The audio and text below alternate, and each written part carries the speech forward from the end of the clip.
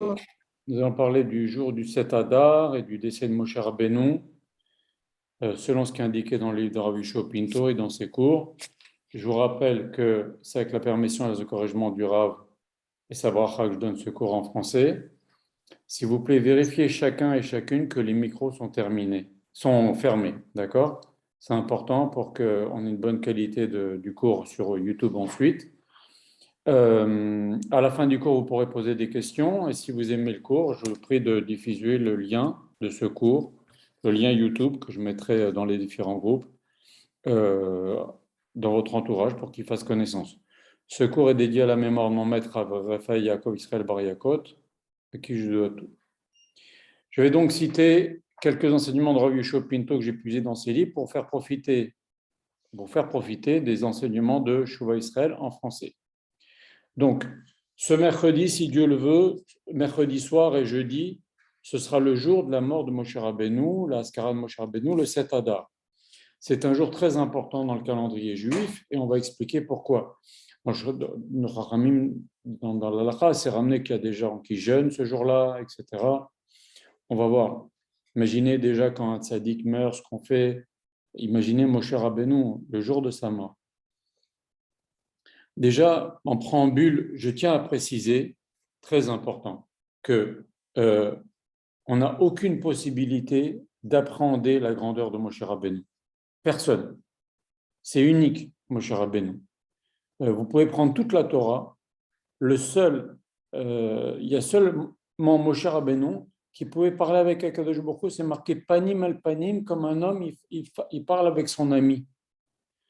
Vélo Bechidot, c'est pas voilé, c'est une névoie claire. Tous les autres Nevi'im, tous les autres prophètes, même Chesquiel qui est juste en dessous de Moshe Rabbeinu, tous les prophètes, ils ont une prophétie, entre guillemets, beaucoup moins claire que la prophétie de Moshe Rabbeinu, comme s'il y avait un voile. Moshe Rabbeinu, il voit Hachem panim el panim, c'est-à-dire comme un homme qui parle avec son ami. Je parle avec mon ami, je lui parle, et ben Moshe Rabbeinu, Kaviyachol, il parlait avec Akadosh Baruch Hu comme ça, directement, comme un homme parle avec son prochain. Et qui encore on voit dans la Torah qui peut dire, attendez, je vais demander à Akadosh Baruch Hu. À 3 occasions, Moshe Rabbeinu ne savait pas quoi répondre. Il a dit, attendez, je vais demander à Akadosh Baruch Hu. Qu'est-ce que dit Rashi sur place?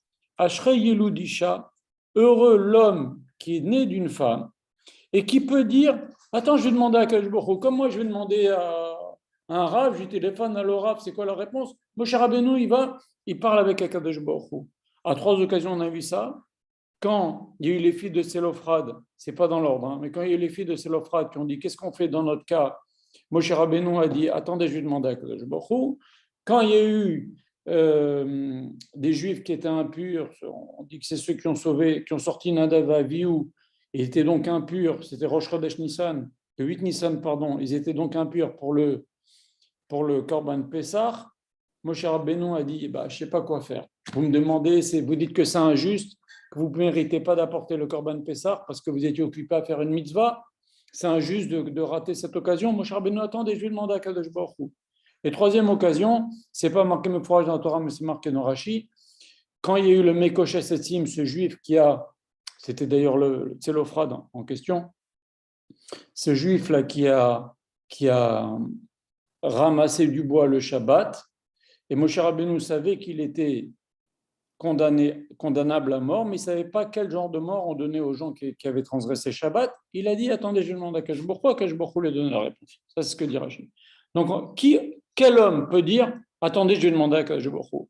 Mieux que ça, on voit que dans la Torah, même dans toutes les générations, dans le Beth Amikdash, si le Kohen Gadol voulait rentrer dans le Kodesh HaKodashim, il rentrait une fois par an, le jour de Kippour, avec des habits spéciaux, avec différentes fois où il se trempe au mikvé, avec différents korbanot, et il rentrait, et bon, voilà. Mais Moshe Rabbeinu, tous les jours, il rentre au Beth Amikdash s'il avait envie. Il n'avait pas besoin de se tremper au mikvé particulièrement, il n'avait pas besoin d'apporter des sacrifices. Tous les jours, c'est comme Kippour pour lui. Il rentrait, il parlait avec Akadosh Baruch Hu. Il était Mélech aussi, et donc c'est un niveau, c'est un stade qu'on n'arrive pas. En marshava tefissa ba klal, comme disent nos chachamim. La pensée humaine ne peut pas du tout comprendre le niveau de Moshe Rabbeinu. Quel homme est monté au ciel pendant 3 fois 40 jours et a reçu la Torah d'Akadosh Baruch Hu? Quel homme, on a vu, va Elohim Idaber, Moshe Idaber, Velokim Yanenu Bekol. On voit dans Matan Torah. Moshe Rabbeinu parle et Akadosh Baruch Hu, il lui répond. C'est ça, tous les Juifs ont vu. Moshe Rabbeinu, il dit dans Parashat Vayetranan, si quel peuple peut dire que vous avez été sortis alors que vous étiez prisonniers d'un autre peuple, et quel peuple peut dire que vous avez tous vu Hachem? Les non-juifs, ils disent ouais, Dieu s'est dévoilé à mon Messie ou à mon prophète, un ange. Mais qui a vu ça? Là, si 3 millions de juifs ont vu Hachem et Moshe parler au moment de Matan Torah, Akash Baruch Hu, il a dit les 2 premiers 10 commandements, je suis éternel, tu n'auras pas d'autre Dieu que moi. Les juifs, ils ont dit stop, s'il te plaît pas. Et Moshe Rabbeinu parle avec Hachem, et Hachem, il dit à Moshe les 8 commandements, et Moshe Rabbeinu les donne aux juifs. Donc, on a vu Hachem parler avec Moshe. Quel homme a comme ça, ou avec autant de témoins? Ce n'est pas un homme qui s'invente, qui a un contact avec Hachem. Il y a eu 3 millions de témoins. C'est impossible de comprendre le niveau de Moshe Rabbeinu. C'est spécial, très spécial. D'ailleurs, dans la fin de la Torah, il a appelé Ish Elohim, un homme, entre guillemets, comme un ange, si vous voulez. Donc, il y a des Chachamim qui disent que la moitié de son corps vers l'eau, c'était comme un ange, et la moitié du bas, c'était comme un homme. Bon, mais on ne peut pas comprendre Moshe Rabbeinu. 3 fois 40 jours avec Akadosh Baruch Hu. Et Akadosh Baruch Hu, il aimait Moshe Rabbeinu. Il l'a appelé Eved Hashem. On va voir qu'Akadosh Baruch Hu va lui-même s'occuper de son enterrement. Bon, ceci pour vous dire, en introduction, pour mettre les choses au clair, j'ai très peur de parler de Moshe Rabbeinu, la vérité. C'est effrayant, personne n'a la hauteur de parler de Moshe Rabbeinu. Mais bon, il y a son jour de la Haskara. On va voir ce que nos Chachamim disent sur ce jour-là particulier de la mort de Moshe Rabbeinu. Et aussi, il ne faut pas croire que Moshe Rabbeinu, alors il est mort, alors ça y est, c'est fini. D'abord, il n'y a pas eu un seul défenseur comme Moshe Rabbeinu dans toute l'histoire juive. Combien de fois il nous a sauvés? 10 fois on a énervé Akadosh Baruch Hu dans le désert. D'ailleurs, c'est une des 613 mitzvot de la Torah de se rappeler qu'on a énervé Akadosh Baruch Hu 10 fois dans le désert. Et qui a pris notre défense à chaque fois? Moshe Rabbeinu. Et la pire des fois, c'est le jour du veau d'or. Moshe Rabbeinu, il a intervenu pour qu'Akadosh Baruch Hu allait nous détruire. D'ailleurs, Akadosh Baruch Hu, il a dit à Moshe, laisse-moi, je vais détruire ce peuple. Et la Gemara a dit, mais qu'est-ce qu'il a, pourquoi Akadosh Baruch Hu, il a dit? Il a dit à Moshe, laisse-moi. Ça veut dire, toi, tu peux m'empêcher de les détruire. Ou sinon, Hachem, il ne dit pas à Moshe, laisse-moi, je vais détruire le peuple. Il détruit le peuple. Mais Hachem, il dit à Moshe, laisse-moi. Il n'y a que toi qui peux empêcher cette chose-là. Donc, Moshe Rabbeinu, c'est le plus grand défenseur d'Israël. Et on va voir que dans l'histoire, il va continuer à Purim, c'est lui qui va prier, il va obtenir plein de choses dans la destruction du temple. Moshe Rabbeinu ne va pas cesser là sa défense de Ham Israël. Voilà. Donc, d'ailleurs, il y a des choses extraordinaires avec Moshe Rabbeinu. Quand, justement, dans ces 3 fois 40 jours où il est monté, la première fois, il a reçu la Torah, les Luchot Abrit, il a pris la Torah. Le 40e jour, malheureusement, le 17 Tammuz, les Juifs ont fait le veau d'or. Moshe Rabbeinu redescend, il fait boire à ceux qui ont fait le veau d'or, il écrase, il broie le veau d'or. Il y avait une source en bas du mont Sinaï, il le mélange comme les eaux de la Sota, il le fait boire à ceux qui ont fait le veau d'or. Akadosh Baruch Hu, il envoie une plaie, une épidémie qui tue ceux qui auraient pu empêcher, qui n'ont pas empêché, etc. Et en fait, tous les Juifs auraient pu empêcher. C'est pour ça qu'Akadosh Baruch Hu, mais Akadosh Baruch Hu, il va punir ceux, si vous voulez, il y a différents niveaux de participation au veau d'or. Il y a des Juifs qui ont fait beaucoup de choses pas bien en même temps que le veau d'or. En vérité, tout le veau d'or, c'était pour faire de la débauche. Bref, Moshe Rabbeinu règle le compte de tout le monde, avec Akadosh Baruch Hu en premier, et après Moshe Rabbeinu, il remonte. Il remonte encore 40 jours. Ces deuxièmes 40 jours, Akadosh Baruch Hu est très fâché contre les Israël. Et pendant ces 40 jours, Moshe Rabbeinu, il insiste, le Midrash dit, Moshe Rabbeinu, il frappait sa tête par terre et disait, Akadosh Baruch Hu, je ne te laisse pas détruire Am Israël. Machanina mesifrecha, efface-moi de ton livre. On va voir qu'est-ce que ça veut dire. Et alors, si Akadosh Baruch Hu, il efface les Juifs de son livre, et s'il efface Moshe Rabbeinu de la Torah, ça va nous sauver? On va voir que oui, ça va nous sauver. Moshe Rabbeinu, il savait que si Moshe, Akadosh Baruch Hu, il efface son nom, il tue Moshe, il était prêt à partir en fait en kapara. Il a dit efface-moi de ton livre, ça veut dire prends-moi, prends mon âme et que ça fasse kapara pour Israël, mais ne détruis pas Israël. Quel défenseur extraordinaire. Et après Moshe Rabbeinu, la troisième fois, il redescend, Rosh Chodesh Elul, il remonte pour la troisième fois et il dit aux Juifs, sonnez le chauffard, faites tchouva. Et au bout de 40 jours, je descends. Le bout de 40 jours, Moshe Rabbeinu redescend avec les deuxièmes lochot. Les deuxièmes tables de la loi, c'était le jour de Kippour, et ce jour-là, il était fixé dans une génération pour le jour de pardon. Donc, qui a fait ça? Et pendant ces 40 jours, les derniers 40 jours, on a dit les premiers, Moshe Rabbeinu a reçu la Torah, il est venu avec la première table qu'il a cassée. Les deuxièmes, Akadosh Baruch Hu était en colère, il n'a fait que Moshe Rabbeinu que supplier à Akadosh Baruch Hu qu'il ne détruise pas le peuple. Les troisièmes 40 jours, c'était Beratzon, c'est-à-dire qu'Akadosh Baruch Hu, il était prêt à pardonner. Et mieux que ça, Moshe Rabbeinu, dans un premier temps, on voit dans la Torah, dans Parashat qui dit ça, Akadosh Baruch Hu va dire à Moshe, bon, ok, je ne les tue pas, mais moi je ne m'occupe plus de vous. Je vous envoie mon ange principal, l'ange même tête, je ne dis pas son nom, Matat, on dit, c'est l'ange le plus élevé, c'est lui qui va vous guider. Mais Akadosh Baruch Hu dit, faites attention, c'est un ange, il ne supporte pas la faute. C'est pas comme Akadosh Baruch Hu. Akadosh Baruch Hu, il est lent, la colère, il supporte. Moshe Rabbeinu a dit, mais si tu fais ça, c'est marqué dans qui dit ça, tout ce que je vous dis. Akadosh Baruch Hu, si tu fais ça, tu nous envoies un ange pour nous guider. Quelle différence entre nous et tous les autres peuples? Depuis au moment de la tour de Babel, Akadosh Baruch Hu, il a pris les 70 nations. À chacune, il a attribué un ange pour être l'ange titulaire de cette nation. Si toi, Akadosh Baruch Hu, tu nous donnes un ange pour nous guider, quelle différence entre nous et les autres peuples? À la fin, Akadosh Baruch Hu, il a dit, allez, d'accord. Je reviens à la situation d'avant, comme s'il n'y avait jamais eu le veau d'or, c'est-à-dire que c'est moi qui vais continuer à vous diriger. Très bien. Alors, mon cher Benoît, il a vu que ça s'est bien passé. Il a dit à Akadosh Baruch Hu, dévoile-moi ta face. Quel homme peut dire ça à Akadosh Baruch Hu? Vous savez, on peut parler 40 jours, on ne finira pas dire les louanges de Moshe Rabbeinu. C'est unique. D'ailleurs, même Akadosh Baruch Hu, il a dit Zirhu Torah Moshe Avdi. Rappelez-vous de la Torah de Moshe. C'est-à-dire, Akadosh Baruch Hu lui-même, il associe la Torah avec Moshe. De toute façon, c'est Vezot la Torah, Chersa Moshe. Donc, c'est Moshe Rabbeinu, grâce à lui qu'on a eu la Torah.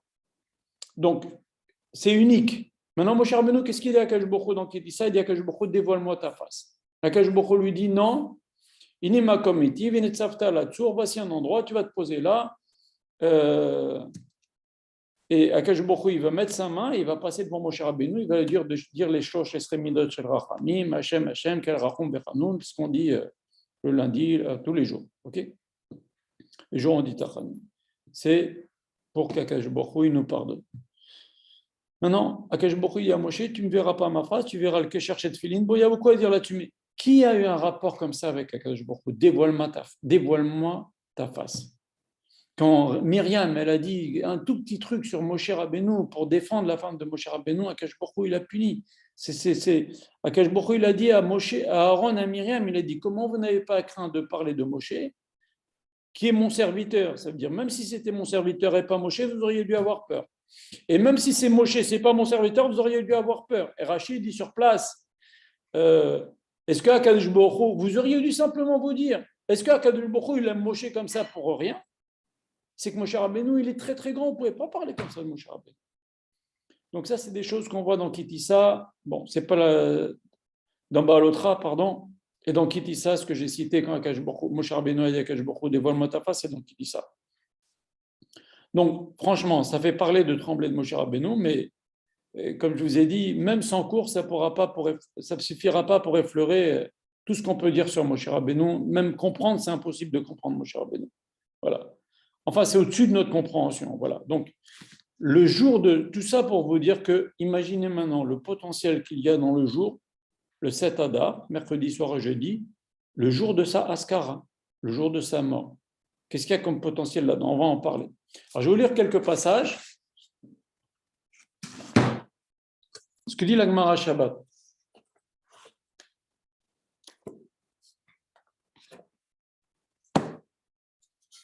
Excusez-moi.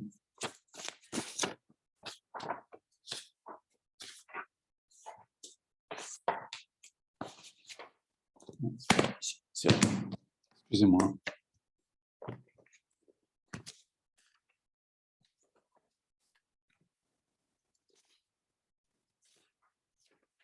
Le Gemara Shabbat dit la chose suivante. Il dit, qu'est-ce qui se passe quand un Chacham, et on va tirer a fortiori pour Moshe Rabbeinu, mais qu'est-ce qui se passe quand un Chacham meurt? Il y a un Chacham qui meurt, un grand tzaddik, un grand rab. Je ne le connais pas, je ne l'ai jamais vu de ma vie, mais c'est un gadol Israël, c'est un grand rab.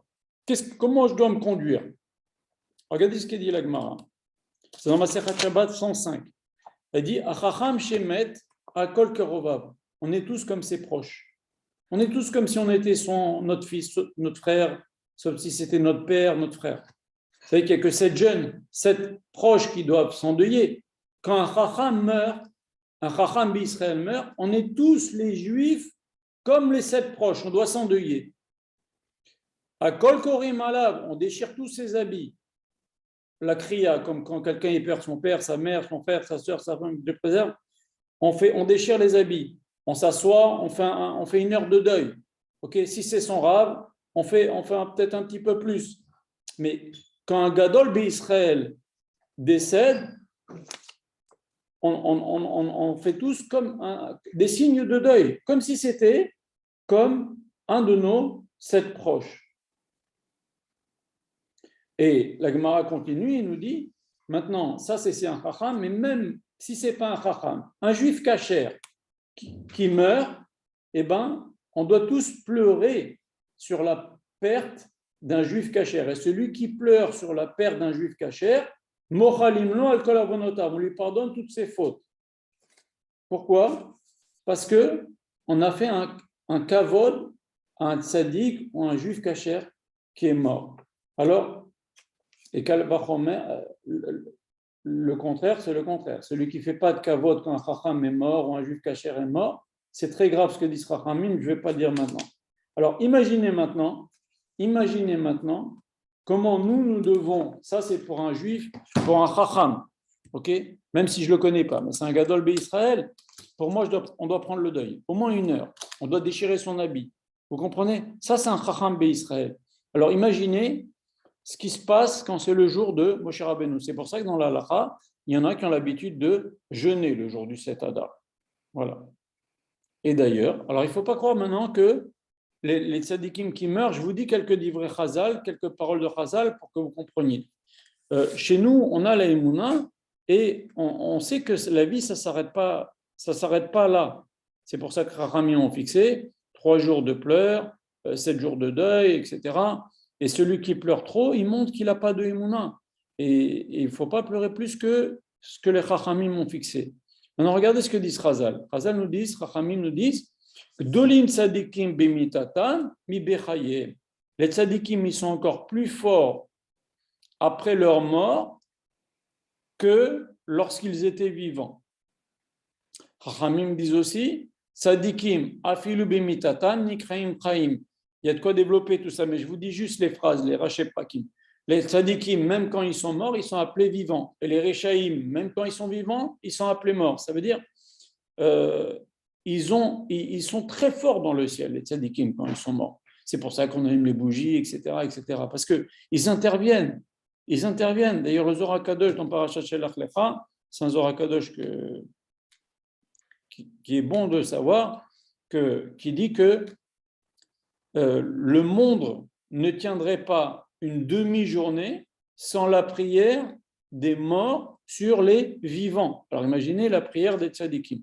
Voilà. Donc maintenant, on va parler de la mort de Moshe Rabbeinu, mais peut-être je vais laisser ça pour après. D'accord? En tous les cas, il y a des questions qui peuvent se poser. Il est marqué que à Mincha de Shabbat, vous savez, on fait tous Tzidkatra, Karel, Mishpatera, Tom Rabba, Adam, on dit 3 versets qui sont ce qu'on appelle un Tziduk Adin, c'est-à-dire on reconnaît que le jugement d'Akadosh Baruch Hu est juste. Et pourquoi 3 versets? Parce qu'il y a 3 tzadikim qui sont morts au moment de Mincha de Shabbat, Yosef HaTzadik, Moshe Rabbeinu et David HaMelech. À cause de ces 3 tzadikim-là, on fait Tziduk Adin à Mincha de Shabbat.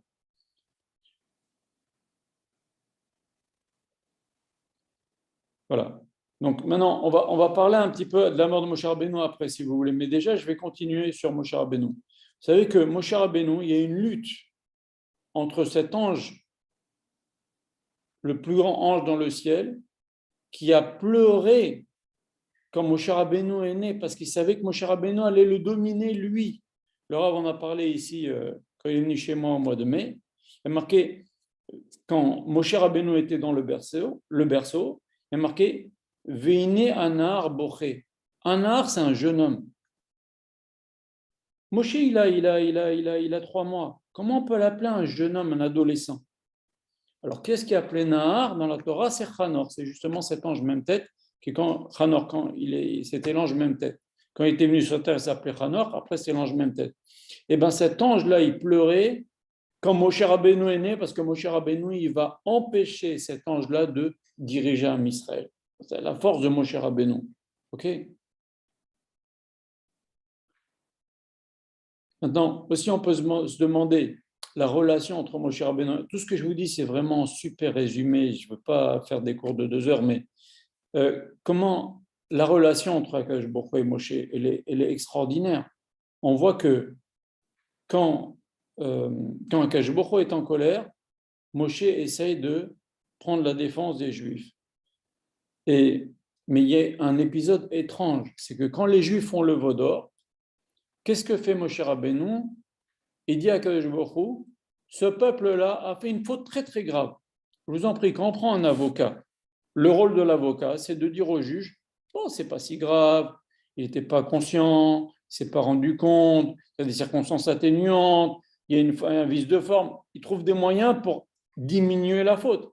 Qu'est-ce qu'il dit Moshe Rabbeinu? Il dit, ce peuple a fait une faute très très grave, il a fait le veau d'or. C'est pas très logique, mais en vérité, dans la relation qu'ils avaient Akash Baruch Hu et Moshe, Moshe Rabbeinu a compris que, vu la gravité de la faute des Bnei Israël, s'il commence à essayer de...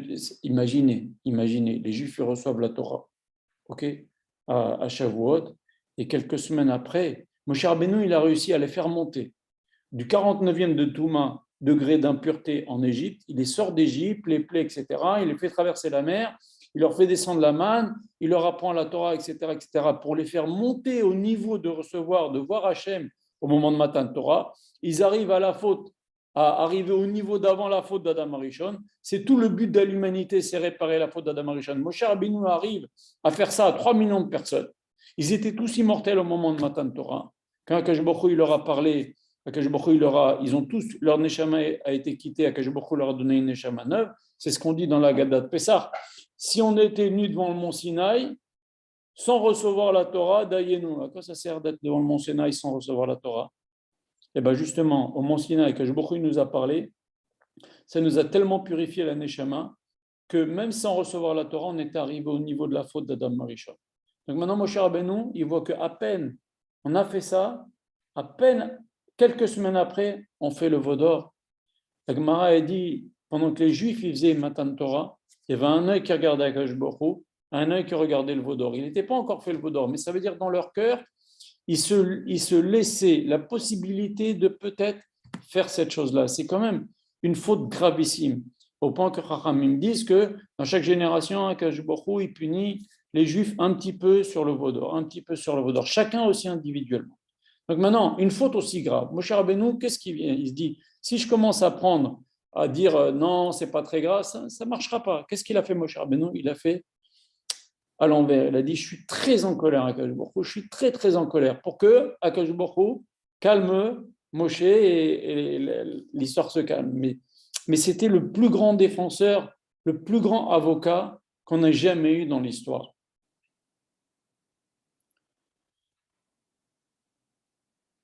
Et regardez comment un homme il peut arriver haut et comment un homme il peut arriver bas. Tout ce que je dis, je l'ai pris dans le livre du Rav. Le Rav, il cite un exemple. Comment un homme peut arriver bas. Une petite parenthèse. On voit qu'un homme, il peut arriver au niveau de Moshe Rabbeinu. Alors c'est vrai, son père c'était le plus grand de la génération, sa mère c'était la fille de Lévi. Donc Moshe Rabbeinu, il était en même temps le petit-fils de Lévi et en même temps l'arrière-petit-fils de Lévi. Le fils de Lévi, car sa mère c'était Yocheved, la fille de Lévi, qui est née au moment où on a traversé la frontière. Quand Yaakov est descendu, elle est née au moment où ils ont traversé la frontière. Elle avait 130 ans quand elle a accouché. Et il était en même temps l'arrière-petit-fils de Lévi. Pourquoi? Parce que son père, c'est le petit-fils de Lévi. Et son père s'est marié avec sa tante. Ce qui aujourd'hui, après Matan Torah, serait fait de Moshe Rabbeinu un mamzer, chas v'shalom. Et comme c'était avant Matan Torah, c'était permis. Et donc, excusez-moi, je vais arrêter ce... Donc, comme c'était avant Matan Torah, c'était permis. Maintenant, Moshe Rabbeinu, cet homme-là, ok, au niveau, regardez le niveau auquel il est arrivé. Maintenant, regardez ce que dit Srazal, jusqu'où un homme peut descendre. J'ouvre une petite parenthèse, mais le Rav cite souvent cet exemple pour voir comment un homme il peut descendre très très bas. L'Agmara dit que, je m'excuse, c'est un peu dur, mais la peau d'un mort, minatora, ça ne rend pas impur. C'est le mort en soi. Mais si par exemple on enlève un bout de peau d'un mort, chas shalom, et ben si on touche cette peau-là, ça rend pas, c'est la chair qui rend impur, mais pas la peau. Et les Chachamim, ils ont rendu midrabanan, ils ont dit, eh ben nous on va rendre la peau impure. C'est pas de la Torah, mais c'est les Chachamim qui l'ont rendu impure. Pourquoi? De peur, écoutez, ça va vous faire trembler, de peur qu'un homme prenne la peau de son père et s'en fasse des chaussures ou des chaussons. C'est horrible de penser une chose pareille. Mais si les Chachamim, ils ont soupçonné une chose pareille, vous pouvez avoir un homme qui fait attention à la pureté et l'impureté, il veut rester pur, mais il est capable de prendre la peau du corps de son père pour se faire des chaussures. C'est horrible, vous savez, ça a toujours été comme ça dans l'histoire. Caïn et Abel, quand Caïn a tué Abel, ils se disputaient sur quel endroit va être le Beth Amikdash, dit le Midrash. Donc, il y a de l'or, il y a de la lumière et de l'obscurité dans l'homme. Voilà. Et ben, un homme, il peut arriver, au niveau de Moshe Rabbeinu, il peut arriver à faire ce que je viens de vous citer. Donc maintenant, on va parler, on va lire un peu dans nos textes ce que nous disent Chazal sur le sujet.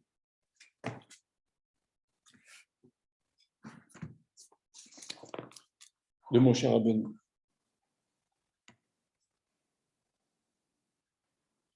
Il y a une difficulté à la fin de la Torah, je vais quand même vous lire, on va commencer par ça, ok? À la fin de la Torah, il y a une grande difficulté. Pourquoi? Dans les derniers versets, il y a une très grande difficulté. Parce qu'il y a marqué dans la Torah, il y a marqué, vous savez que Moshe Rabbeinu, Vezot ha Torah asher sa Moshe, voici la Torah que Moshe nous a donnée. Après Moshe Rabbeinu, il dit, il a écrit 13 Sifrei Torah, il a donné un à chaque tribu. Et d'ailleurs, Moshe Rabbeinu, il a dit, je vois aujourd'hui que vous êtes devenus des Chachamim. Pourquoi? Parce que Moshe Rabbeinu, il a commencé par écrire un Sefer Torah, il a donné à la tribu de Lévi. Les autres chefs de tribu sont venus chez Moshe Rabbeinu, il lui a dit, et nous?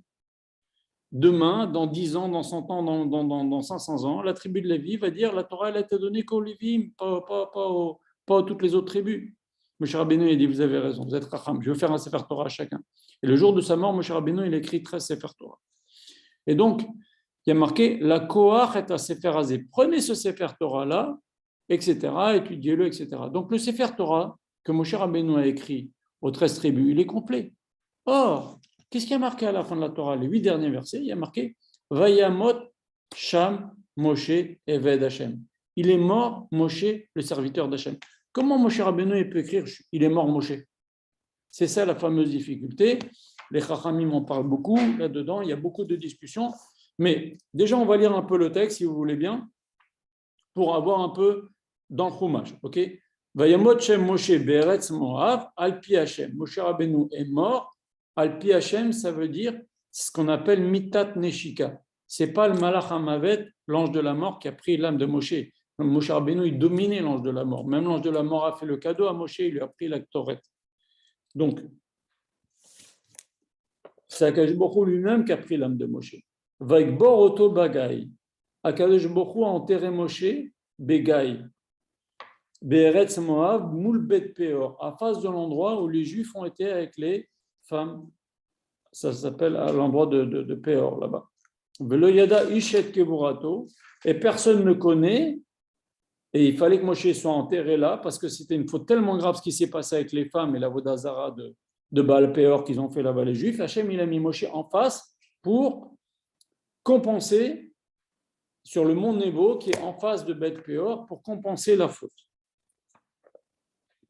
Velo Yada Ishet Gevurato, et personne ne sait où est enterré Moshe Rabbeinu. C'est ce que dit la Torah. Comment Moshe Rabbeinu il a pu écrire tout ça? Il est mort. il est mort ou il n'est pas mort?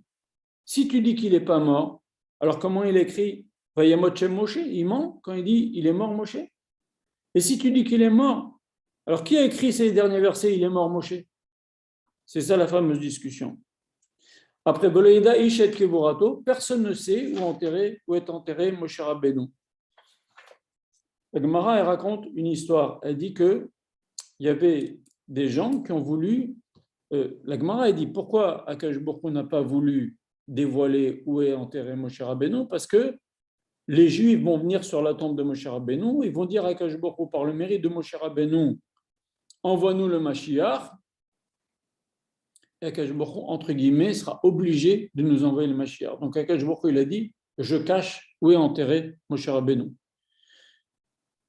Vous savez aussi que, je vous le dis, le Or HaMim Kadosh, il dit dans Parashat Rukat, Akash Baruch Hu lo chafetz bedor shel batlanim, Akash Baruch Hu ne voudra pas libérer une génération d'ignorants en Torah. C'est pour ça qu'il n'a pas encore envoyé Mashiach, et c'est pour ça que maintenant, il y a un niveau de Torah, de diffusion de la Torah, comme il n'y a jamais eu dans toutes les générations.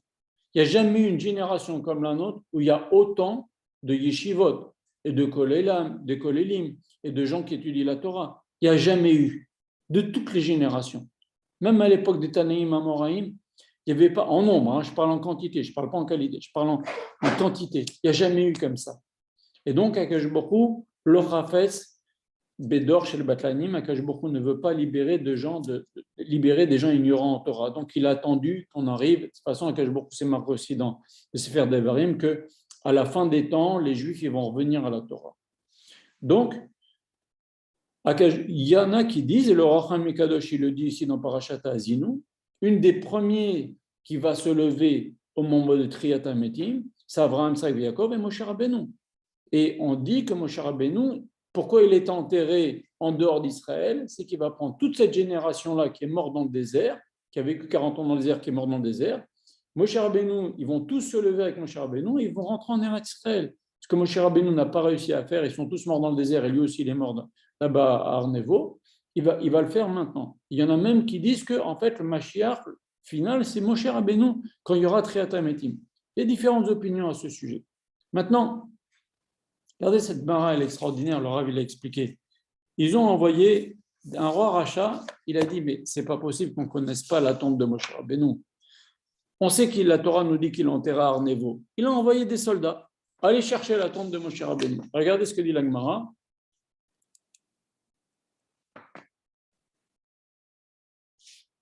C'est dans la Gemara Sota, page 13. Il y a marqué Maaseh vashalcha malchut arasha etzel gistera shel bet peor. Il y a un roi méchant, il a envoyé au niveau de l'endroit où il y avait sur le mont Nebo face à Bet Peor, ils ont envoyé pour chercher la tombe de Moshe Rabbeinu. Ils ont demandé aux gens qui habitaient là-bas, vous pouvez me montrer où est enterrée la tombe de Moshe? Alors la Torah nous dit personne ne sait où est enterré Moshe Rabbeinu.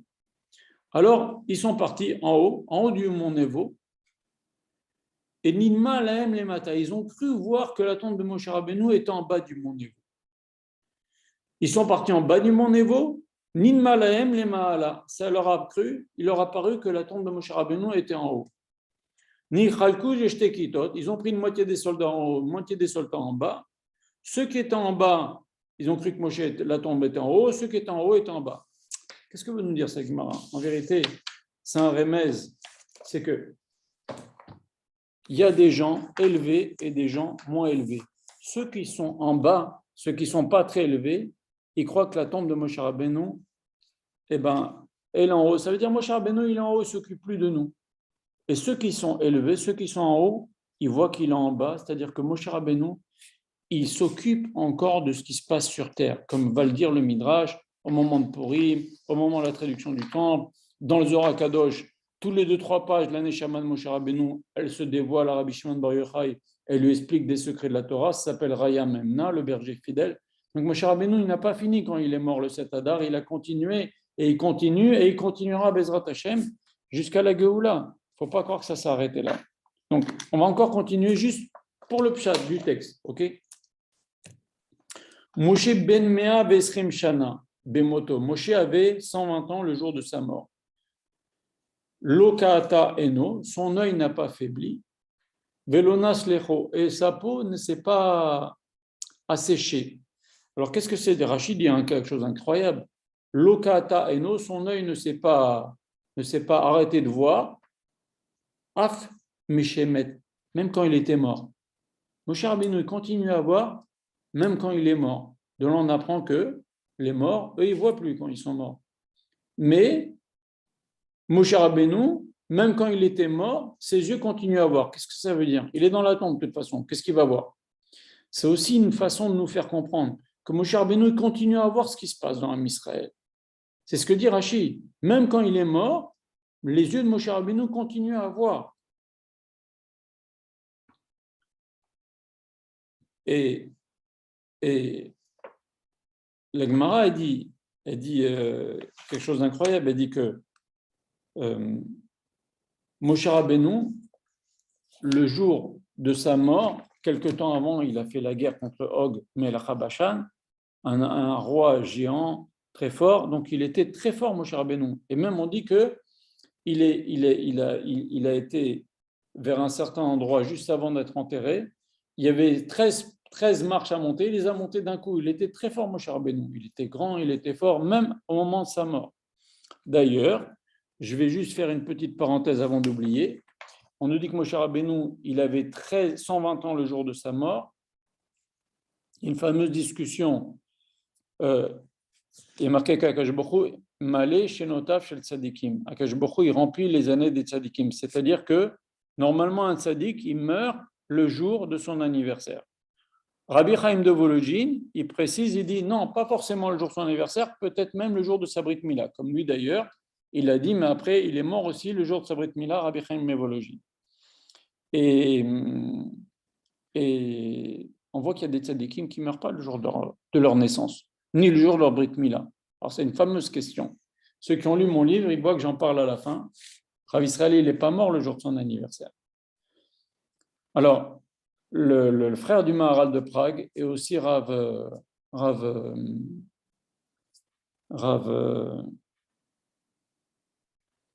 me rappelle plus son nom. Il répond à ça. Il dit qu'en fait, le jour où cette personne a atteint le niveau de tzaddik, c'est ce jour-là où, des années après, la personne va mourir. En vérité, Akash Baruch Hu va remplir les années du tzaddik, mais pas forcément sa date de naissance, peut-être même le jour où il est, ou ni le jour de sa Brit Mila, mais le jour où il a atteint le niveau de tzaddik. Donc ça, c'est pour le texte. Alors, la question se pose. On va le voir encore un peu. Je vous dis encore quelques petits passages. La question se pose, comment ça se fait que qui a écrit ces versets? Qui a écrit ces 8 derniers versets alors que Moshe Rabbeinu, il est mort? Alors on va voir ce que dit Chazal sur le sujet. Moshe Rabbeinu, il ne peut pas dire il est mort Moshe. Il est mort ou il est vivant? Je fais une petite pause si vous avez des questions, des remarques, et après on va continuer. Bezrat Hashem. Est-ce que vous pouvez ouvrir le micro si vous avez des questions?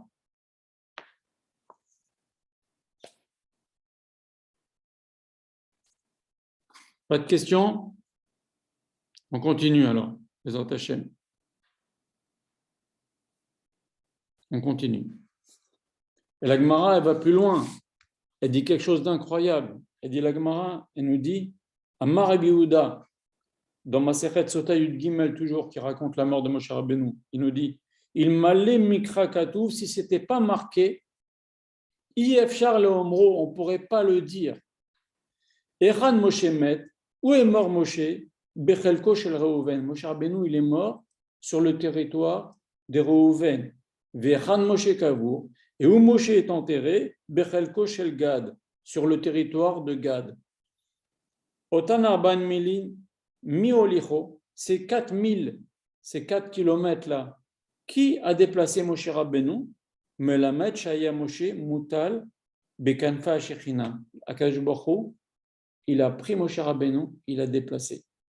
Pourquoi Reuven, pourquoi Gad, on en parlera si vous voulez dans Parashat Vaïtranan, qui parle un petit peu de ça, mais ils avaient un srout particulier, Gad et Reuven, quand ils nous disent Yesh lanu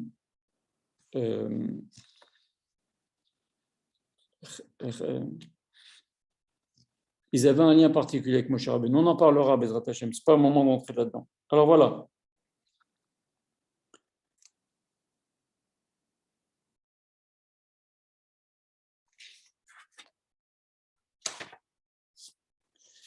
Regardez ce que nous dit Razal.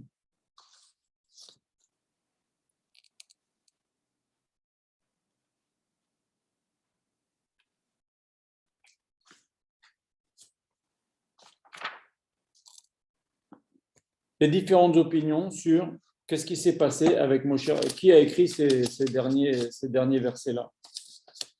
Il y en a qui disent que c'est Yoshua qui a écrit les 8 derniers versets, à partir de Moshe est mort jusqu'à la fin, qui raconte la mort de Moshe Rabbeinu, comment Akash Baruch Hu l'a enterré.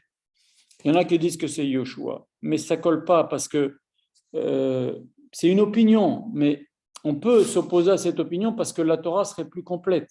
Ils ont enlevé un mot, une lettre de la Torah, le Sefer Torah, il est plus complet, il est plus cachère. Donc, si on dit que c'est Yoshua qui a écrit, alors comment on peut dire Vezot à Torah, Cher Sam Moshe, à Torah quoi, moins 8 versets? Ça ne marche pas tellement. Il y en a qui disent que jusqu'à là, Akash Baruch Hu disait à Moshe d'écrire le Sefer Dvarim, Moshe Rabbeinu il écrivait, et les 8 derniers versets, Moshe Rabbeinu il a écrit avec des larmes. Qu'est-ce que ça veut dire il a écrit avec des larmes? Des larmes, ça veut dire, c'est une explication qu'en vérité Moshe Rabbeinu il a écrit autre chose. Mais Akash Baruch Hu il a déplacé les lettres pour faire Vayamot Moshe. Mais en vérité, Moshe Rabbeinu, il a écrit autre chose, il n'a pas menti. Il a écrit autre chose. Mais Akash Baruch Hu, après, il a déplacé les lettres. Quand vous voyez Az Yashir Moshe, la Shira, il y a du blanc, il y a des blancs. Entre chaque groupe de 2-3 lettres, il y a des blancs. Et on dit aussi que ces lettres-là, Akash Baruch Hu va les déplacer parce qu'il y a marqué Az Yashir Moshe, c'est au futur. De là, on apprend qu'il va y avoir Triat Hametim dans la Torah, parce que Az Yashir, Moshe Rabbeinu chantera. Donc, il y a cette possibilité-là que les lettres peuvent être déplacées. Moshe Rabbeinu, il les a écrits. Après que Moshe Rabbeinu soit mort, Akash Baruch Hu, il a déplacé les lettres, il les a séparées différemment pour qu'on lise, nous, Vayamot Sham Moshe. C'est une explication. Maintenant, il y a une autre explication. D'ailleurs, on peut se poser la question.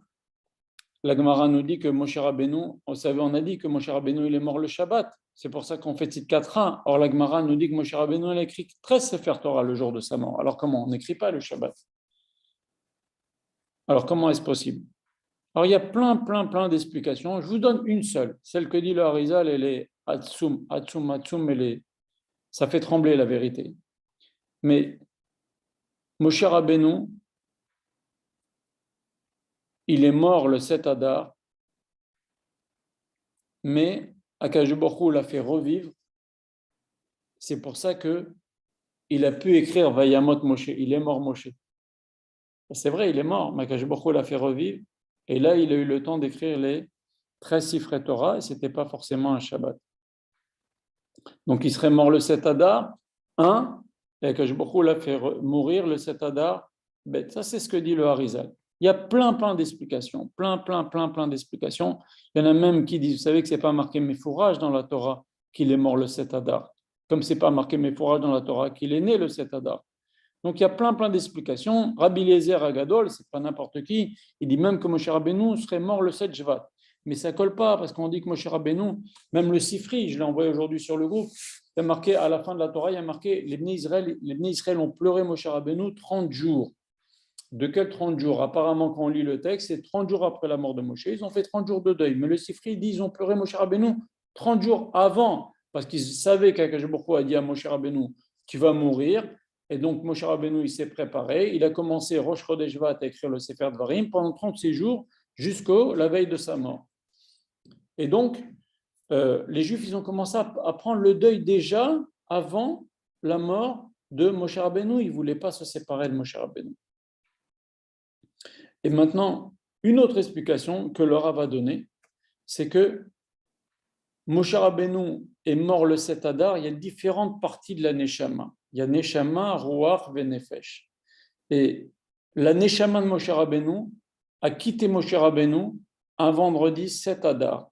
Et il avait écrit ce jour-là les Sefer Torah par Nes avec un Shem Kadosh. Il écrit tac, tac, tac, tac. Vous savez, un Sofer, il met un an pour écrire un Sefer Torah. Moshe Rabbeinu, un jour, il en a écrit 13. On a du mal à s'imaginer Moshe Rabbeinu. Mais... Et après, Moshe Rabbeinu, on dit que c'est Shabbat, voilà, on dit Titkatra, Mincha de Shabbat. Il a commencé à perdre sa Neshama le 7 Adar, qui n'était pas Shabbat, selon cette opinion-là, et il a perdu son Ruach et son Nefesh le 8 Adar, qui était Shabbat. Donc, il y a plein d'opinions là-dessus pour expliquer comment est-ce possible que Moshe Rabbeinu, on dit qu'il est mort le 7 Adar, qu'il est mort un Shabbat, et qu'il a écrit le même jour. Alors voilà, on vient de donner différentes explications. Voilà. Je vais vous lire encore quelques petits passages.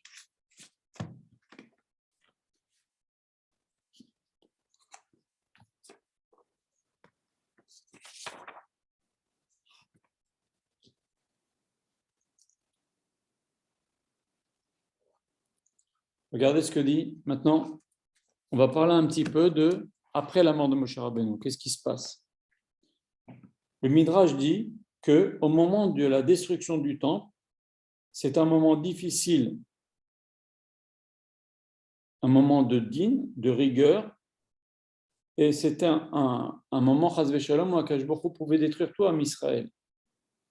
Akash Baruch Hu, il a dit Hermia, dit le Midrash, Akash Baruch Hu, il a dit Hermia, un avis, l'air va, vekara le Avraham, Israël et Yaakov, va appeler Avraham, Israël et Yaakov ou Moshe, Mikivrehem, fais-les lever de leur tombe.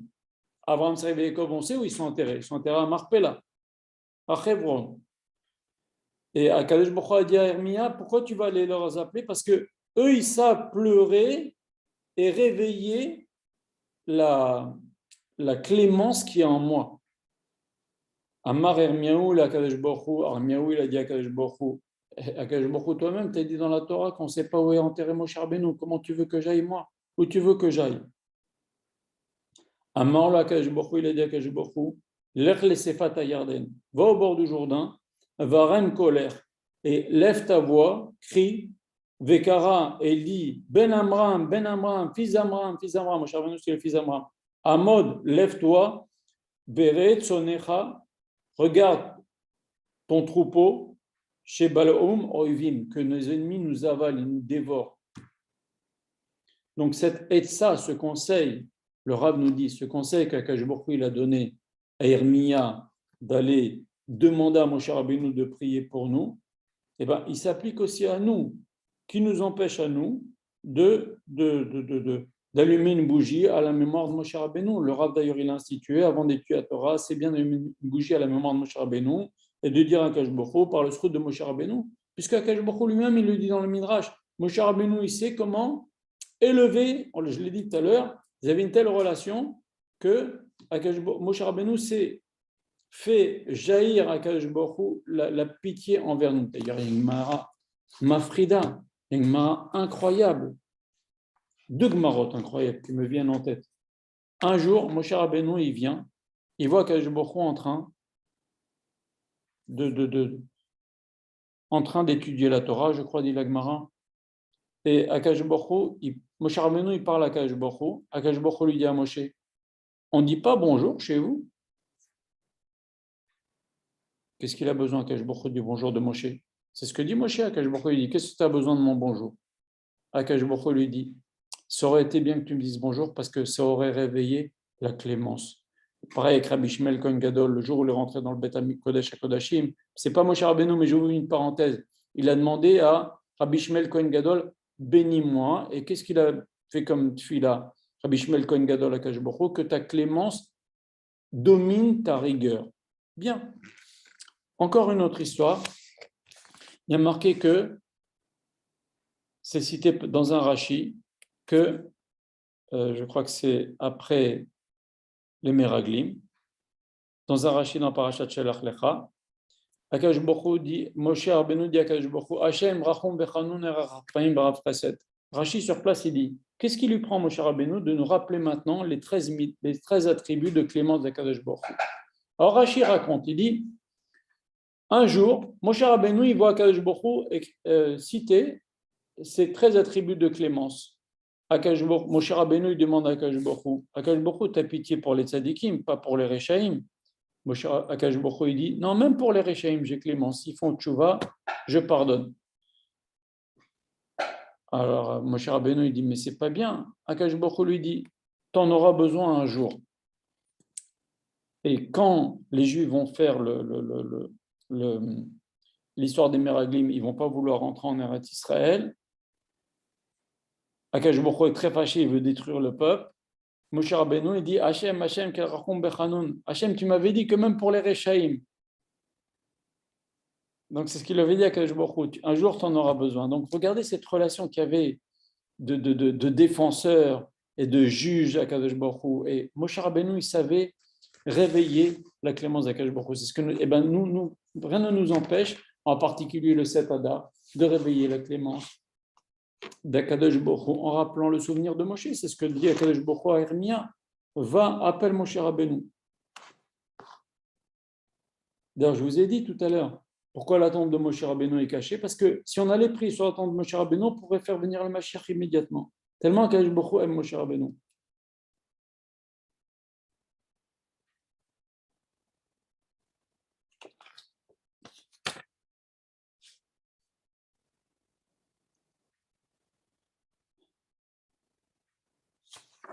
Alors, je vous lis encore 2-3 petites choses que le Rav a écrites.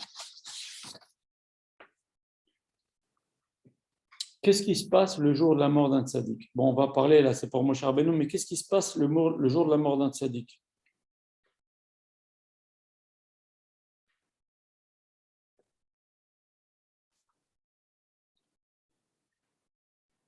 C'est que le jour de la mort du tzaddik, il lui est donné la possibilité de dévoiler des secrets qu'il n'a pas dévoilés, pas pu dévoiler de son vivant.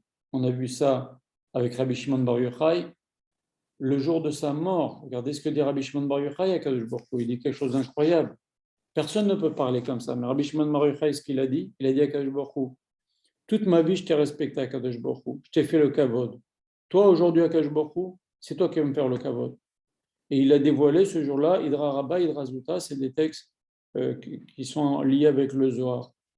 Et donc, ce jour-là de la mort du tzaddik, il y a cette possibilité de dévoiler des secrets, mais il y a encore autre chose. Regardez ce que dit Elisha et Eliyahu Hanavi. Eliyahu Hanavi dit à Elisha, je vais mourir. Dis, demande-moi ce que tu veux. Elisha lui dit, je veux le double de prophéties que toi tu as. Alors Eliyahu Hanavi lui dit, dis-moi, quand quelqu'un a 10 euros dans la poche, je te dis que j'ai 10 euros dans la poche, tu ne peux pas me dire prête-moi 20 euros. J'ai que 10. Comment Elisha vient demander à Eliyahu Hanavi, donne-moi 20, donne-moi le double de ce que tu as. Je ne peux pas donner le double de ce que j'ai, je peux te donner ce que j'ai. Je ne peux pas donner le double de ce que j'ai. Qu'est-ce qu'il lui répond Eliyahu Hanavi? Il lui dit, si tu me vois partir au ciel, eh ben, tu auras le double. Et c'est ce qui s'est passé. Et donc pourquoi? Parce que si tu assistes à la mort du tzaddik, il y a des dévoilements. Qu'est-ce qui se passe? En fait, Akash Baruch Hu, il a donné, ce tzaddik, il a travaillé. Il a fait descendre la clémence d'Akash Baruch Hu. Il a travaillé sur lui. Il a eu des midot. Il a eu des qualités. Maintenant, c'est quand il meurt, tout ce qu'il a travaillé, c'est dans l'air. C'est dans l'air. On n'a plus qu'à venir se servir. Et c'est ce que, et c'est pour les bénis Israël aussi, une kapara extraordinaire. C'est pour ça que Akash Baruch Hu, il a dit à Moshe, Machanina, Messifrecha, Mechina, efface-moi de ton livre. Ok, tu veux punir les Israël, tu veux tous les tuer? Moi, je vais faire kapara. Efface-moi de ton livre, tue-moi, ça va faire kapara, et au moins tu ne tueras pas les bénis Israël. Pareil, on voit que dans Chazal, il nous raconte que Mordechai, il faisait exprès d'aller se planter dans les rues où il y avait Haman, et il se mettait droit comme ça, il ne se prosternait pas devant lui pour énerver Haman. Pourquoi il faisait ça? D'ailleurs, les Chachamim, ils ont dit, Madoua ata over bemizvat hameler. Les gens lui disent, Pourquoi tu ne respectes pas l'ordre du roi Ahasverosh, mais l'ordre du roi Akash Baruch Hu, il te dit, prosterne-toi devant lui, et au moins, on ne va pas tous mourir à cause de toi. Tu provoques les nerfs de ce Haman, il veut nous tuer à cause de toi. D'ailleurs, la Megillah le dit elle-même. Elle le dit, il a voulu tuer. Je ne veux pas tuer Mordechai, je veux tuer Mordechai. Mais je veux tellement j'ai les nerfs contre Mordechai, je ne veux pas tuer Mordechai Levado, je veux tuer Am Mordechai. Je veux tuer tous les Chachamim, je veux tuer tous les Juifs, hommes, femmes, enfants, en un seul jour. Pourquoi? Parce que c'est Mordechai qui l'a énervé. Et pourquoi Mordechai l'a énervé? Qu'est-ce qu'il voulait Mordechai? Il savait que si Aman le tuait lui, ça faisait capara pour les Juifs, parce qu'il y avait une zéra sur les Juifs à cause d'histoire, on en parlera si tu veux la semaine prochaine sur le cours sur Purim, que les Juifs sont prosternés à la statue d'Achashverosh, ils ont été à cette séouda de la statue de Nebuchadnezzar, où ils ont été à cette séouda d'Achashverosh. Ils savaient qu'il y a une zéra sur le Israël, donc ils se plantaient devant Aman, comme ça Aman le tue lui seul, et si Aman le tue lui seul, ça fera capara. Donc le jour où le tzaddik meurt, ça fait une capara pour les Israël, et pour les autres, les Juifs qui sont là, ils peuvent prendre beaucoup de qualités. Elles sont dans l'air. Elles sont dans l'air. C'est-à-dire celui qui dit, par exemple, ce rab-là, il étudiait la Torah très très fort. Je pourrais moi prendre cette qualité-là d'étudier jour et nuit. Elle est dans l'air. Je peux la saisir. Il a fait descendre sur terre. Je peux la saisir. Il avait fait beaucoup de Tzedaka, de notre Hasadim, ce rab-là. Il avait beaucoup de Havat Israël. Je peux saisir ces qualités-là. Et ça, c'est pareil à chaque fois qu'il y a un tzaddik qui meurt. Je vais vous lire encore quelques passages.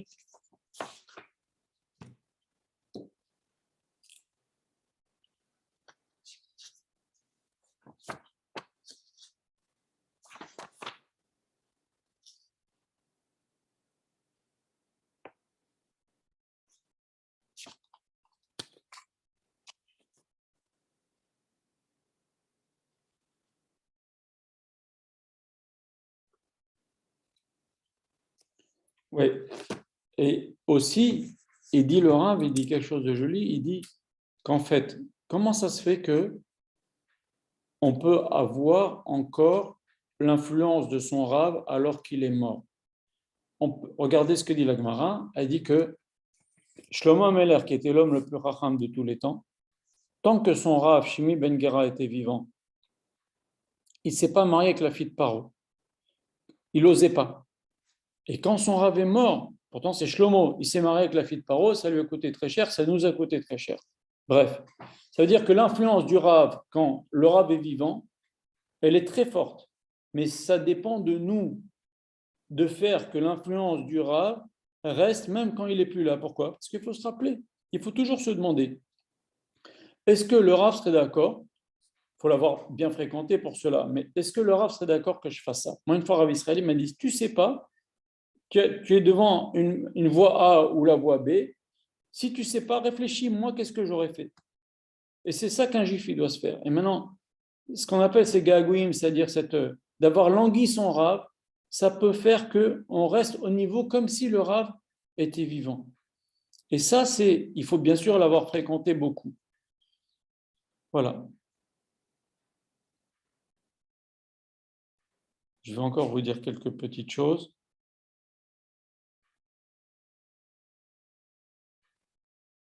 Bon, on va arrêter là le cours. On a fait un petit cours d'une heure. Rapide, on peut parler beaucoup, vous savez, sur la mort de Moshe Rabbeinu.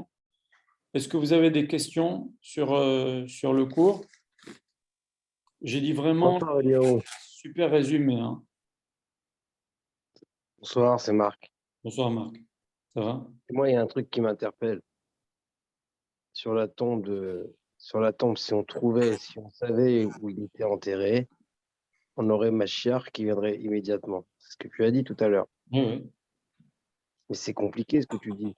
Pourquoi? Ça veut dire qu'aujourd'hui, depuis la nuit des temps, et nos parents, nos ancêtres, on attend, on dit que Machiar, il va venir, il va venir, il va venir, il va venir.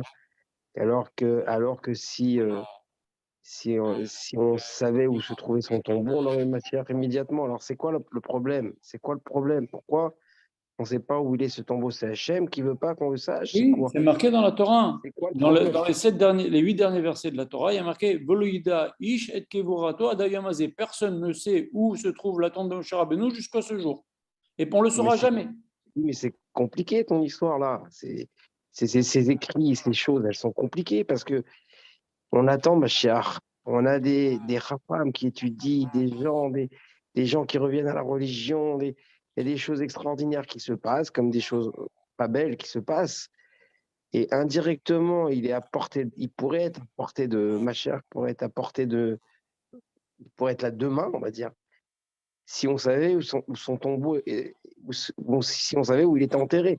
Donc c'est quand même incompréhensible ce que tu dis. Non, ce n'est pas incompréhensible, c'est compréhensible. Akash Baruch Hu, il a caché justement parce qu'il a un tellement grand mérite que si on vient, nous, sur la tombe de Moshe Rabbeinu, on pourrait ici appeler Akash Baruch Hu par le mérite de Moshe Rabbeinu, mais ce n'est pas pareil d'aller sur la tombe. De là, tu apprends que ce n'est pas pareil. Quelqu'un qui est loin, comme moi, je suis Cohen, je ne peux pas aller sur la tombe des Tzadikim. Et quelqu'un qui va vraiment sur la tombe des Tzadikim, ce n'est pas pareil. Hachem, il nous Donc, dit, tu vas appeler ici donc, le trou de Moshe Rabbeinu, ça va faire peut-être quelque chose, mais certainement quelque chose. Mais si tu vas sur la tombe de Moshe Rabbeinu et tu dis à Akash Baruch Hu, envoie-nous la Mashiach par le srout de celui qui est enterré, là maintenant, tu fais venir Mashiach tout de suite. C'est ce que dit donc, Chalakmara.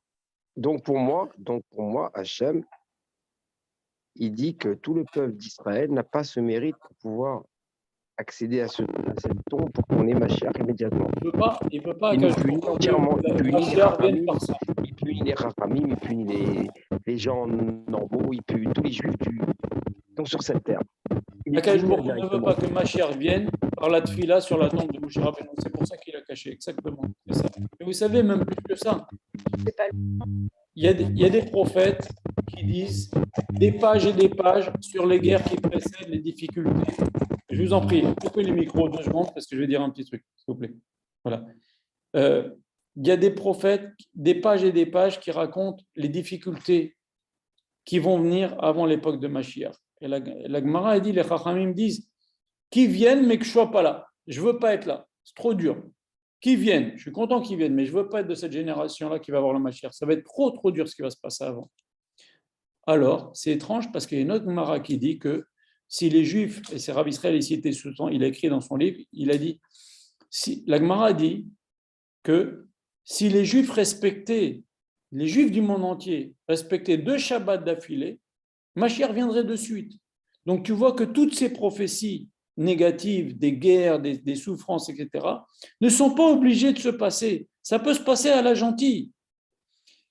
Mais une chose, en tous les cas, ça ne se passera pas, c'est en allant sur la tombe de Moshe, en demandant par le mérite de Moshe. Ça, Akash Baruch Hu ne veut pas. Akash Baruch Hu, il veut qu'on fasse tchouva. Si on fait tchouva, il va venir. C'est un challenge. C'est un challenge, mais les Juifs, en vérité, toute l'histoire qu'on fait Tisha B'Av, etc., c'est pour qu'on comprenne jusqu'à quand on va prendre des coups dans la tête. Jusqu'à quand? Quand est-ce qu'on va comprendre? Tellement c'est bien de faire des péchés, tellement on gagnerait si on faisait tous teshuva, on gagnerait tellement. Imagine, on aurait une Geoula Berachamim, Moshe Rabbeinu, on vivrait tranquille, pas de guerre, plus de mal dans le monde, plus de vices dans le monde, plus de saleté dans le monde, plus de gens de méchanceté dans le monde. Tout ça, ça dépend que de nous de faire la Torah. Et c'est ça qu'Akash Baruch Hu, il attend. Il attend. La Gemara a dit, il y a Rabbi Yeshua ben Levi, il a demandé à Eliyahu Hanavi, où est Mashiach? Il lui a dit, il est à la porte de Rome. Alors, Rabbi Yeshua ben Levi, il va à la porte de Rome, il a demandé à Eliyahu Hanavi, comment je vais le reconnaître? Il change ses bandages régulièrement, il est tellement malade. Très bien. Et Rabbi Yeshua ben Levi, il voit le Mashiach, c'est imagé, hein. Peut-être il a fait une aliyat neshama, il avait sa neshama. Baba Saleh, il a parlé avec l'âme du Mashiach, il a raconté à Rav Israël. Rav Israël, j'ai demandé de me raconter, il n'a pas voulu. Mais c'est pour vous dire, la neshama du Mashiach, elle est là. On dit que le Mashiach, c'est un homme, mais un beau jour, Akash Baruch Hu, il va lui dire, c'est toi le Mashiach. Comme Moshe Rabbeinu. Moshe Rabbeinu ne savait pas que c'est lui le Mashiach. Moshe Rabbeinu, jusqu'à l'âge de 80 ans, il ne savait pas que c'était le Mashiach. Jusqu'à l'histoire du buisson. C'est exactement la même chose. Et donc, Rabbi Yeshua ben Levi demande à Mashiach, il lui dit, quand est-ce que tu viens? Le Mashiach lui dit, aujourd'hui. Je vous en prie, coupez les micros, s'il vous plaît. Tout le monde, s'il vous plaît. Comme ça, au moins, on est tranquille. Voilà.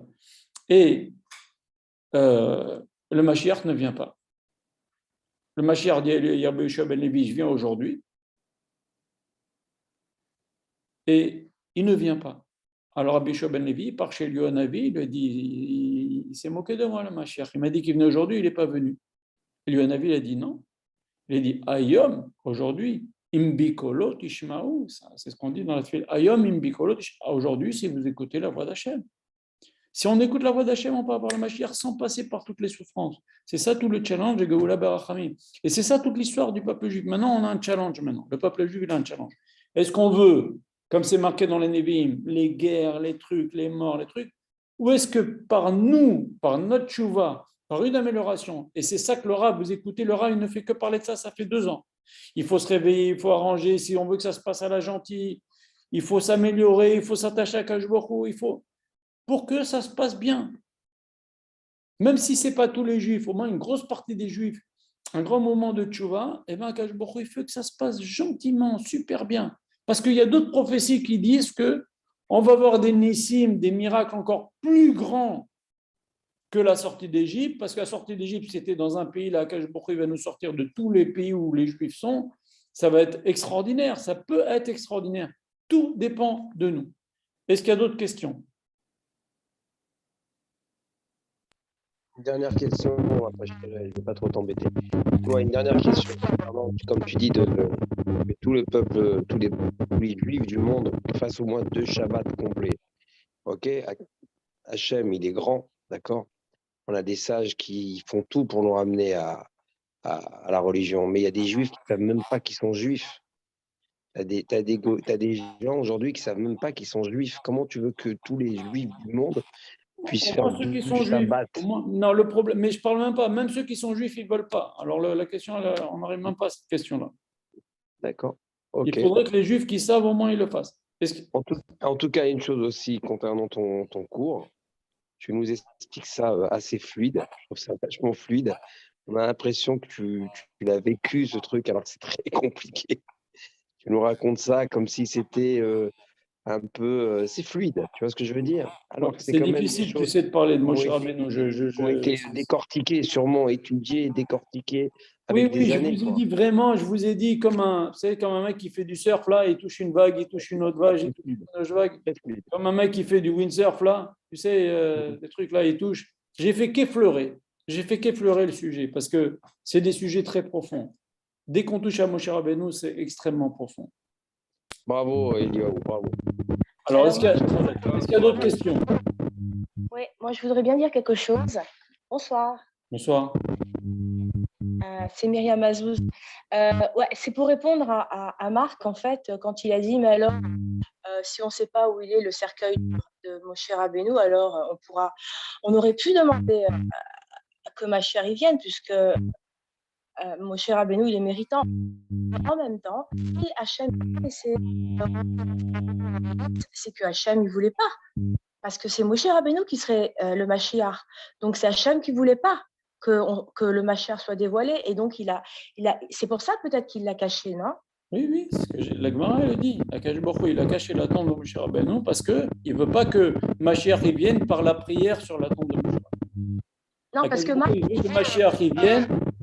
Soit la Gemara elle dit Beita Acheshena, soit on vient par un moment de tchouva chez les Juifs et on peut le faire venir à n'importe quel moment, même plus tôt.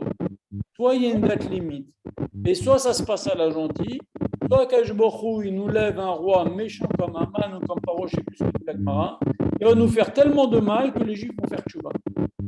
Ça se passe à la gentille ou à la méchante, c'est à nous de décider. Est-ce qu'il y a d'autres questions? Est-ce qu'il y a des questions sur... Est-ce qu'il y a des questions? Pas de questions? Je voulais seulement vous remercier Je vous en prie. de ce cours. Ça a été très bien, très clair, très profond. Et je vous remercie beaucoup. Avec plaisir, madame. Merci beaucoup. Avec plaisir. Et Shavua Tov. Shavua Tov, tout le monde alors. Shavua Tov. j'ai Alors encore. n'oubliez pas. Allez-y. Pourquoi Elisha il a demandé à Eliaou Hanavi de lui donner le double de ce qu'il avait? Pourquoi pas? Bah, il est gourmand, pourquoi tu me demandes? Je vais vous dire, mon cher Rabbeinu, je vous en prie, fermez tous les micros, voilà, je vais vous répondre. Un chacham, comment Akadosh Baruch Hu, il a fait mourir Moshe Rabbeinu? C'est que Moshe Rabbeinu, il a supplié à Akadosh Baruch Hu, il a dit à Akadosh Baruch Hu, transforme-moi en oiseau, fais-moi rentrer en Eretz Israël, je ne veux pas mourir, je veux rester, aider les Juifs, etc. Qu'est-ce qu'il a fait à Akadosh Baruch Hu? Il est marqué Anilo Yachol Atzed Velavo. Moshe Rabbeinu, il dit à la fin, dans les dernières parachiotes du Sefer Dvarim, il dit je ne peux plus sortir, aller et venir. Ça veut dire quoi? Nous disent les Chachamim, dans la halacha, dans la chorma, Akadosh Baruch Hu, il a fermé les sources de la chorma. C'est-à-dire que Akadosh Baruch Hu, il a su que Moshe Rabbeinu, il ne voulait pas mourir. Mais un Chacham, tu veux le faire mourir, empêche-le d'étudier. Il va devenir fou. Il va devenir fou parce que toute sa vie, c'est la Torah. Et donc, qu'est-ce qu'il a fait avec Akadosh Baruch Hu? Il a fait il a empêché de comprendre, il a empêché d'arriver au niveau où il était avant. Il a dit, si les sources de la sagesse me sont fermées, ça ne sert plus à rien, je préfère mourir. Donc, c'est comme ça qu'Akadosh Baruch Hu l'a fait mourir. Deuxième histoire que dit le Midrash, Akadosh Baruch Hu, on voit dans Parashat, c'est Vayeler Nitzavim, Akadosh Baruch Hu, il a appelé Moshe et Yoshua dans la tente d'assignation. Et Akadosh Baruch Hu, il a dit Yoshua, rentre, je vais te parler. Akadosh Baruch Hu, il va dire à Yoshua, Chazak ve'ematz. Yoshua sort. Moshe Rabbeinu lui dit, qu'est-ce qu'il t'a dit Hachem? Yoshua a dit à Moshe, quand toi tu rentrais dans la tente d'assignation, tu me disais ce qu'il t'a dit Hachem? Tu ne me disais pas. Sinon, Akadosh Baruch Hu, il m'aurait appelé, mais il t'a appelé à toi. Donc tu ne me disais pas. Eh ben moi, il m'a appelé à moi, il ne t'a pas appelé à toi, donc je n'ai pas à te dire. Moshe Rabbeinu, il a dit, je préfère 100 morts que la jalousie. Et il faut savoir aussi une chose. Donc un chacham, pour répondre à votre question, Mme Azouz, un chacham, sa vie, c'est la chorma. Et donc, Elisha, il a dit, il lutte pour arriver à un niveau de travail sur soi, de Ruach HaKodesh, de sainteté, de prophétie. Mais si je peux avoir, comme on a dit, quand le tzaddik meurt, tout ce qu'il a acquis par son travail, c'est dans l'air, on n'a plus qu'à le saisir. Si je peux l'avoir, je peux le prendre. Pourquoi pas? Et si je peux avoir encore plus, pourquoi pas? Demande. On demande. Et il a eu. Parce qu'un chacham, si vous voulez, un chacham, ce qu'il veut, c'est de la Torah, la Ruach HaKodesh, la Kedusha, la Tzidkut, être lié avec Akadosh Baruch Hu. C'est des choses qui sont difficiles à acquérir. Mais quand le tzaddik meurt, c'est des choses qu'on a une occasion, le jour de la mort du tzaddik, de les acquérir.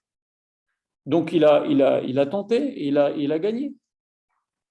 J'ai répondu à votre question? Allô? Oui. Oui. Regardez ce que dit Chazal. Parce que ça, c'est important aussi de le dire. Les Chachamim disent que quand Moshe Rabbeinu est mort, les Chachamim, les Ekenim de la génération, ils ont dit Oy leota boucha, oy leota chlima, malheur à nous pour cette honte, malheur à nous pour cette chose ridicule. Quelle honte, de quelle honte on parle? Les gens ils disaient Yeshua Benoun, il ne va pas succéder à Moshe Rabbeinu. Yeshua Benoun, c'est son serviteur, c'est son bras droit, mais il ne va pas succéder. Il y a des gens plus racham que lui.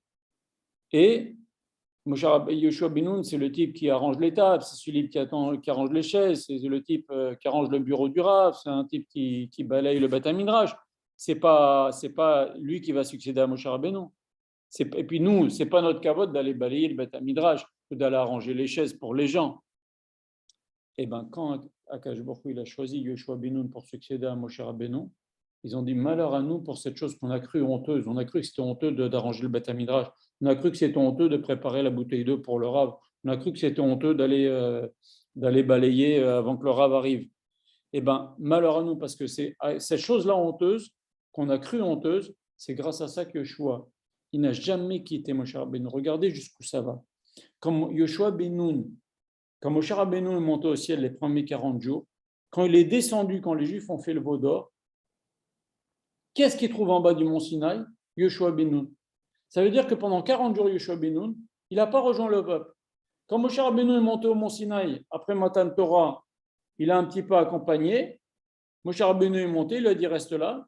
Yoshua ben Nun, il est resté en dehors du camp d'Israël, il est resté en bas du mont Sinaï. Comme ça, Moshe Rabbeinu, quand il redescend du mont Sinaï, les 200 ou 300 mètres ou 500 mètres jusqu'au camp, il les passe avec Moshe, il va encore apprendre quelque chose.